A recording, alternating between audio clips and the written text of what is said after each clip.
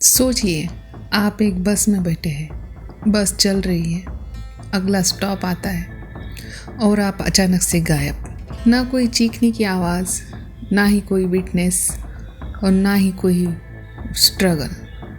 आज की डॉक्यूमेंट्री एक ऐसी जगह पर है जहाँ से लोग सीधे हवा में गायब हो जाते हैं।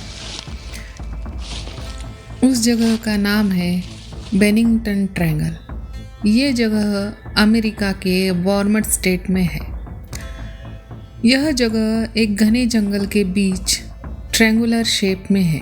यहाँ का मौसम कभी भी अचानक से बदल जाता है। बेनिंगटन ट्रायंगल में 1945 से लेकर 1950 के बीच बहुत सारे लोग मिस्टीरियस तरीके से गायब हो गए और उनका आज तक कोई पता नहीं चला। उनमें से ज़्यादातर लोग तो कभी मिले ही नहीं। बहुत सर्चिंग की गई, फिर भी इन लोगों का पता नहीं चला। वो लोग कौन थे, चलिए उनके बारे में जानते हैं। 1945 में मिडे रिवर्स नाम के व्यक्ति थे जिनकी उम्र 74 ईयर्स थी। वह एक जाने माने हंटर थे जिन्हें हंटिंग का बहुत ही अनुभव था। वो हंटिंग के लिए जंगल गए अपने ग्रुप के साथ। थोड़ा आगे बढ़े और बस गायब। सर्च ऑपरेशन शुरू किया गया। बहुत से डॉग्स लाए गए, फिर भी उनकी कोई बॉडी नहीं मिली, ना ही कोई खून का निशान और ना ही कोई वेपन मिला। अपने ही जाने माने जंगल में इस तरह से गायब हो जाना किसी को भी इम्पॉसिबल बात लगती है। ऐसा ही कुछ पॉला वेल्डन के साथ भी हुआ।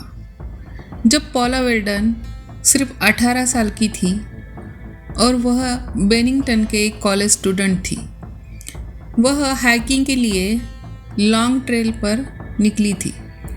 लोगों ने उसे ट्रेल पर जाते तो देखा, लेकिन पॉला फिर कभी वापस नहीं आई। हज़ारों लोगों ने वहाँ पे सर्चिंग की। आर्मी बुलाई गई, पुलिस बुलाए गए, पर कुछ भी हाथ नहीं लगा। इतना बड़ा केस था कि वर्मोंट स्टेट पुलिस का फॉर्मेशन हुआ। इसी इंसिडेंट के बाद फिर से 1-2 साल बीतने के बाद सन 1949 में जेम्स टेडफोर्ड, जिनकी एज 68 ईयर्स थी, जेम्स टेडफोर्ड बस में बैठे। बस चलती रही। नेक्स्ट स्टॉप पर उनकी सीट खाली मिली। बैग तो सीट पर ही था, टिकट भी वही मिला, लेकिन वह नहीं थे। वो वहाँ से गायब हो गए थे। पैसेंजर ने कहा वो पूरे टाइम बस में ही थे, कहीं उतरे ही नहीं। तो फिर चलती बस से वह कहाँ गायब हुए, इसका तो पता कहीं नहीं चला। 1950 में सिर्फ 8 साल का बच्चा पॉल जेप्सन गायब हो गया। उसकी माँ ने उसे फार्म के पास खेलते देखा था। 1 घंटे बाद बच्चा वहाँ दिखा ही नहीं।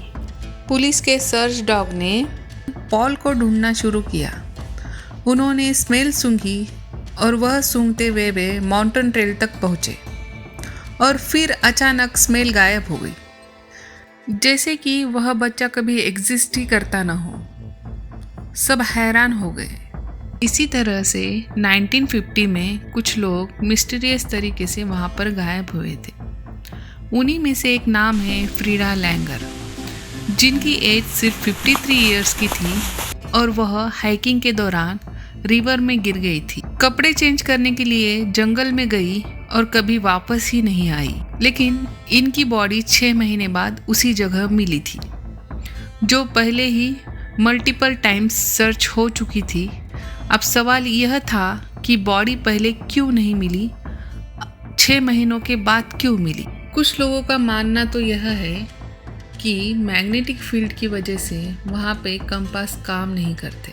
उस वजह से लोग डायरेक्शन का पता नहीं लगा पाते। उन्हें डायरेक्शन का पता नहीं चलने की वजह से वह जंगल में गुम हो जाते हैं। इसी तरह से कुछ लोग कहते हैं कि सडन वेदर फॉग की वजह से वहाँ पर विजिबिलिटी 0 हो जाती है।